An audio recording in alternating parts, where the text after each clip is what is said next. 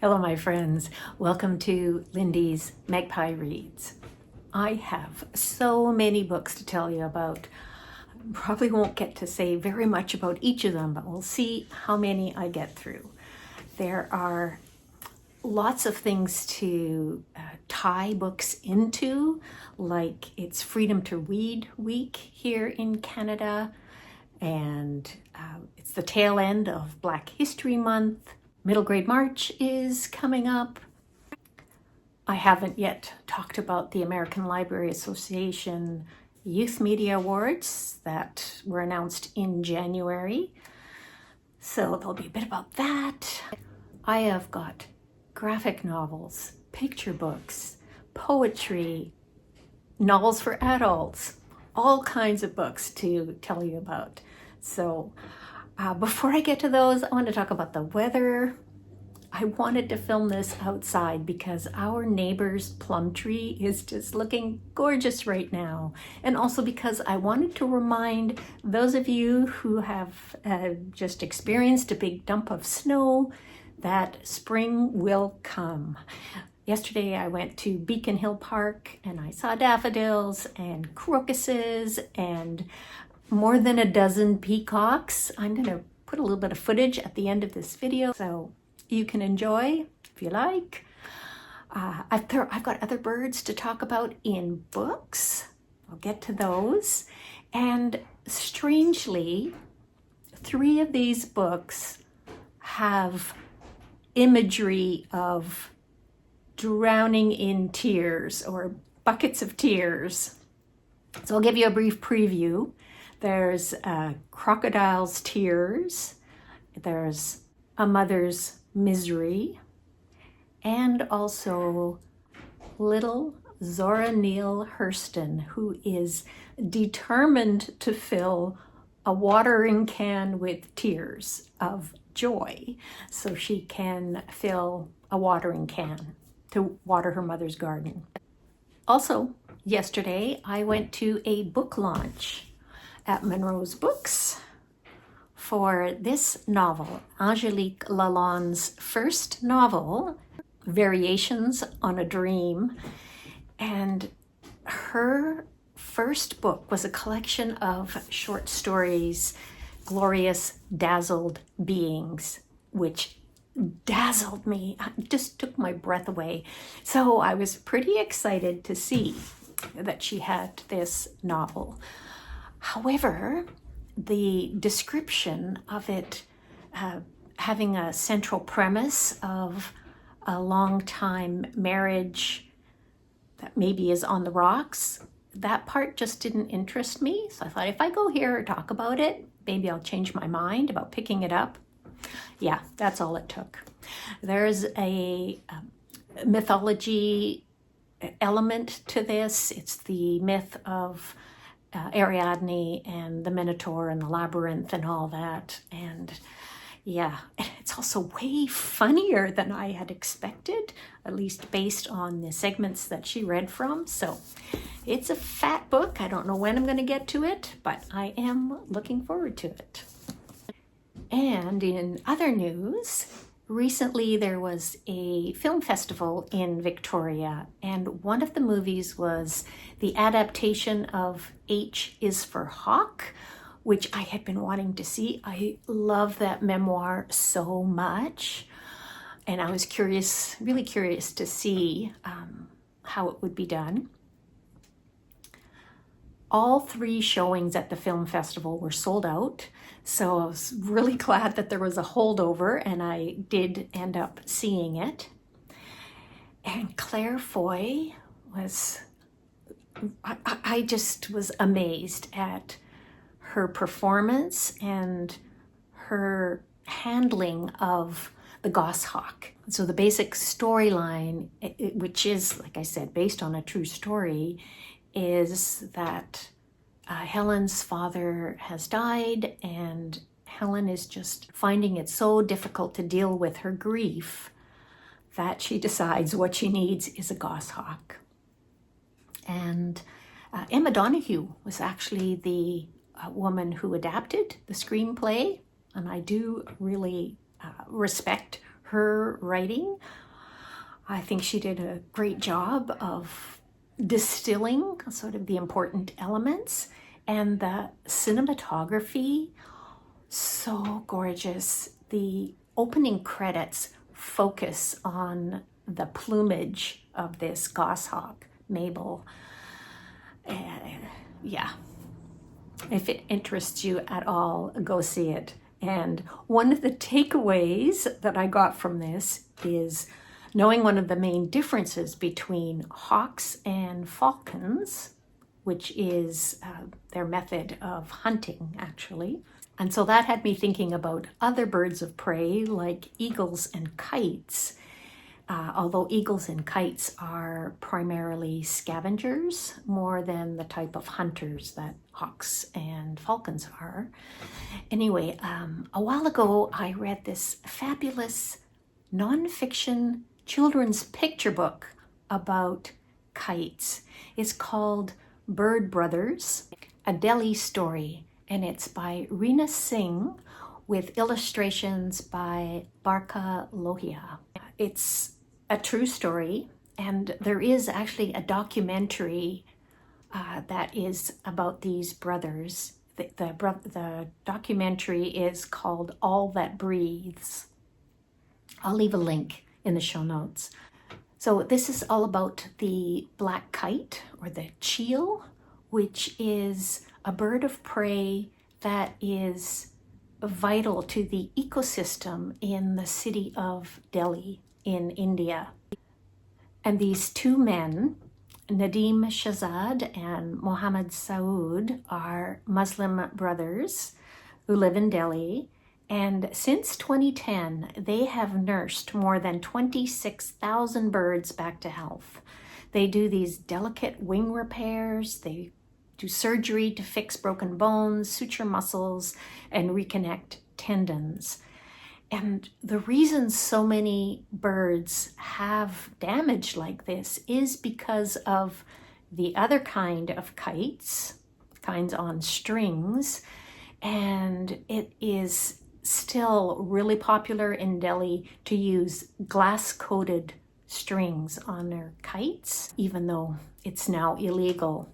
The birds encounter these glass-coated strings, and of course they get damage from them. Rina Singh grew up in a small town in India, and she immigrated to Canada in 1980. She's the author of quite a few children's books, including another one that I was really impressed with, 111 Trees, which is about a village in India that celebrates the birth of each girl by planting trees. And Barkha Lohia, the illustrator, is South Asian, and she is based in Canada. And her artwork is created using watercolors, oil-based pencils, and digital detailing. And this image, look how the boys are leaning in to watch and learn from their neighbor who keeps pigeons. I'm going to throw in a plug for Middle Grade March here, because Krista, Katie, and Amanda are doing it again. And this is a joyful celebration of middle grade literature. They have a whole YouTube channel devoted to this. I will link it in the show notes. I recommend Bird Brothers for all ages, but its primary audience is actually grades 1 to 3, which is too young for a middle grade literature celebration. However, I recommend pairing Bird Brothers with another book that is a middle grade novel, Birds on the Brain by Krishnaswami, which won the City of Victoria Children's Book Prize last year. It would be a fabulous pick for middle grade March, and it even fulfills one of the prompts that they have this year, which is to read a book written by a BIPOC author. Changing gears, moving on to opera. I went last Sunday to Tosca, and it was a fabulous performance. So this opera is set over the course of one day in Rome in June of 1800. And the staging is designed to hold a mirror to our current reality. So you've got the surveillance, the abuse of power, and crushing of dissent. So this was happening historically in Italy at that time. The evil guy in here is Scarpia. He's a brutal lech. He's even grabbing Tosca by the pussy. The heroes are the songstress Tosca and her lover, the painter Cavaradossi, and they show that love and sacrifice are radical acts of defiance in the face of tyranny. And like many operas, it is true to life in the fact that we all die in the end. The role of Tosca, by the way, was played by a Mexican-American soprano, Catherine Thornsley. She was so good. Oh yeah, what a voice. And the next book I've got for you is by a Mexican author and illustrator. And, I've got to hold it this way. It's Croco by Azul López. And I picked this up because of the American Library Association Youth Media Awards. It won the Mildred L. Batchelder Award for an outstanding children's book, originally published in a language other than English in a country other than the United States, and subsequently translated into English for publication in the United States. It was translated by Kit Maude, published by Tapioca Stories. They are a New York-based independent publisher of Latin American children's literature that's been translated from Spanish and Portuguese. It's a story of crocodile. He gets trapped in a hole, how he gets in, and then how he gets out, and a very innovative interpretation of crocodile tears. Next, I've got another Mexican illustrator. This is in a Canadian memoir, which I actually picked up for Black History Month. It's Akim Aliu, Dreamer, a graphic novel memoir by Akim Aliu with Greg Anderson, Elysée, and Karen de la Vega, who's the illustrator. So Akim Aliu is the son of a Nigerian father and a Ukrainian mother. He was born in Nigeria, and he spent some of his youth in Nigeria and then in Ukraine before he moved to Toronto with his parents. He's a hockey prodigy, and Akim was drafted to the NHL as a teenager. He played for the Calgary Flames, and he experienced systemic racism, hazing, and abuse at pretty much every level of competitive hockey. So this is a story about growing up Black in the world of hockey, and I also really like the way that there's a lot of attention paid to his parents and how they met and their life. His father always encouraged Akim to follow his dreams, and that was indeed the reason why they moved to Canada after his parents experienced racism both in Ukraine and Nigeria. So the illustrator, Karen de la Vega, as I mentioned, is Mexican, and she's got a cartoony style of artwork that is very appealing, and I especially like this effective use of scribbles to black out racist slurs and profanity.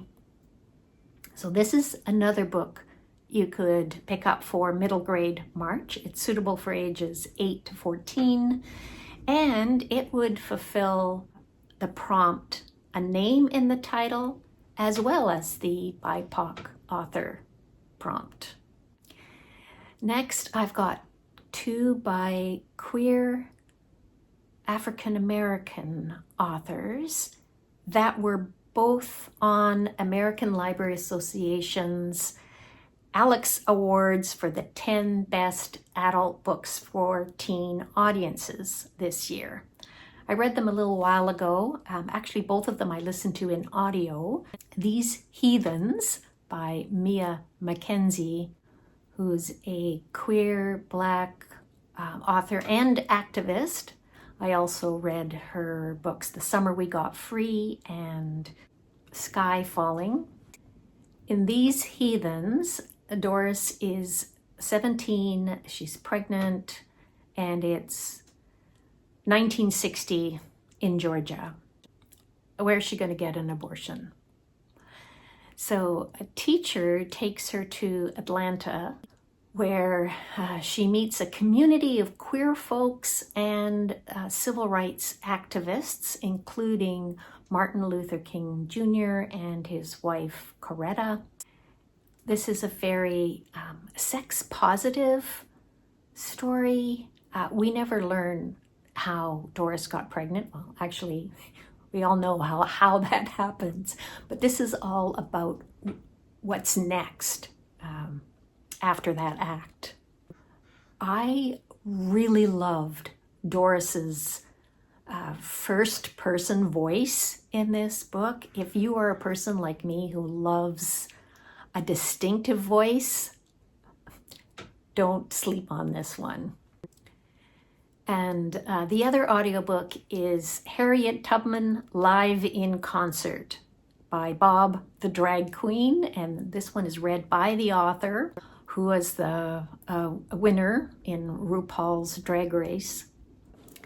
In this book, Harriet Tubman and some other people from history have magically come into present day, and they have asked a hip-hop producer to help them put out an album. Darnell, the producer, is battling internalized homophobia because he's been outed on a talk show. And yeah, so that's the story. And the audiobook actually includes a couple of songs that are by this author, Bob the Drag Queen. So bonus. And then a while back, I read Fruit of the Lemon by Andrea Levy for my book club. My feminist book club, these women are so patient with me. Sometimes it's really hard to come up with a title that I haven't already read, or that I say, yes, I'm going to read that. Laura really wanted to pick something by Andrea Levy, and I had already read Small Island, which won the Orange Prize, which is now the Women's Prize, and The Long Song, which I think was shortlisted for the Booker. So we came up with this earlier novel of hers, which was actually published in 1999. And once again, voice, the voice in here is just great. It's a story of Jamaican family history. Her parents, it's actually kind of like Andrea Levy's own parents.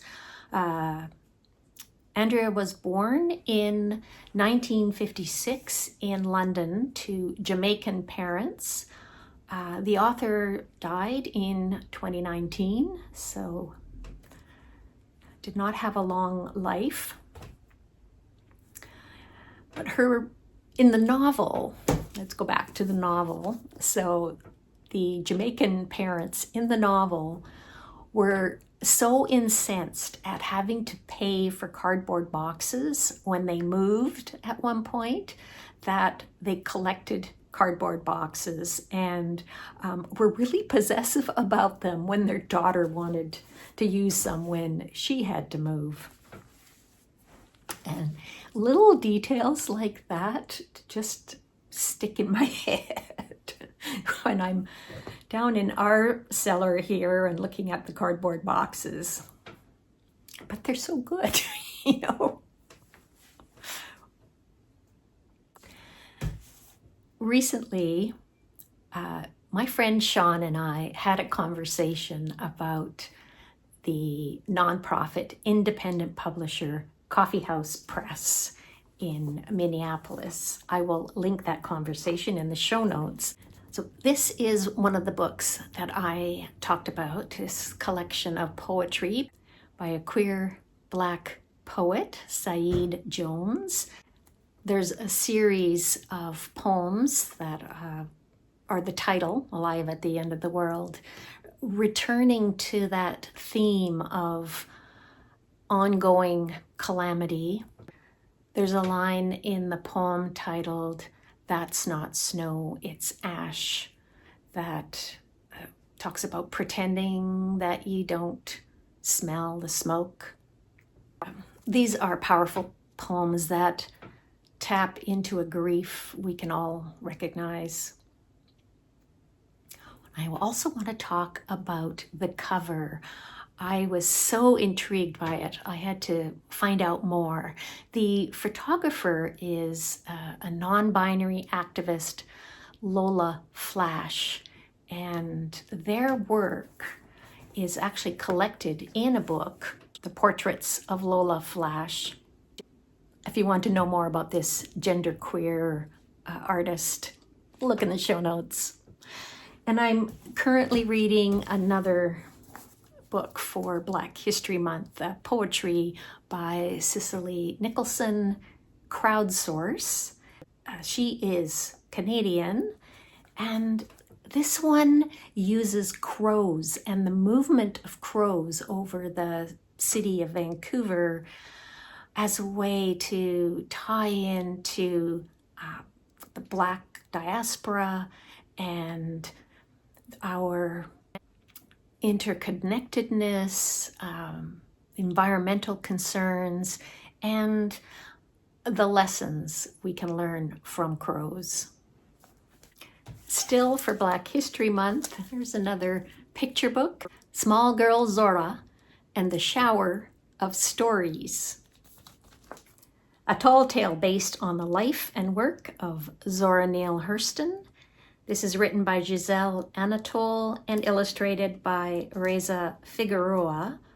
It's got a vibrant mixed media art that reflects the unstoppable spunk of young Zora. So she's hoping to collect tears of laughter from her stories, enough to fill her watering can and combat the drought that's withering her mother's garden. Zora Neale Hurston was born in 1891. She died in 1960, the year that I was born. And she published her field research on the traditions of Black folk in the U.S. South, in Haiti, Jamaica, and Honduras, in Mules and Men. And that's where one of the rhymes in this book comes from. Once upon a time was a good old time. Mr. Monkey chewed banana and spit white lime. So fun. As I mentioned, this is Freedom to Read Week here in Canada, and this next book I picked up especially for that occasion. It was published in 2020. It won a Lambda Literary Award. It got starred reviews in professional journals, and by 1924, it was one of the most banned books in the United States because of its queer content. I'm talking about Flamer by Mike Curato, which is aimed at ages 14 and up. This book is semi-autobiographical. It's set in 1995 at a Boy Scout summer camp. And Aiden is this is the summer between middle school and high school.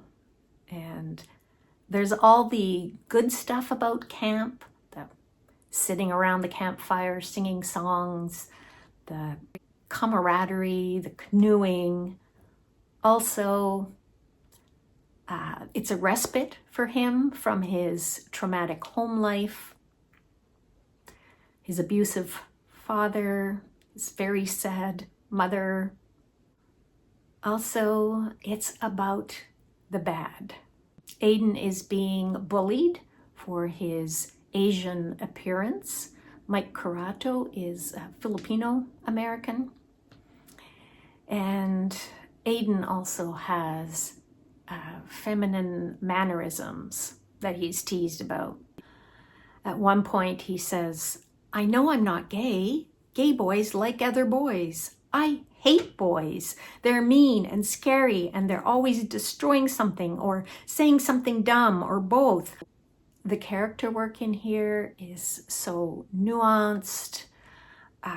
The subject of suicidal ideation is skillfully handled. The quote on the cover is, "This book will save lives." Amen to that. And that is all I've got for you today. Thank you so much for watching. I do appreciate hearing from you, so please let me know what you've been reading, especially have you been reading anything for Freedom to Read Week or Black History Month? Are you planning to participate in Middle Grade March? Tell me all about it in the comments and stick around for more peacocks and more Beacon Hill Park. Bye for now.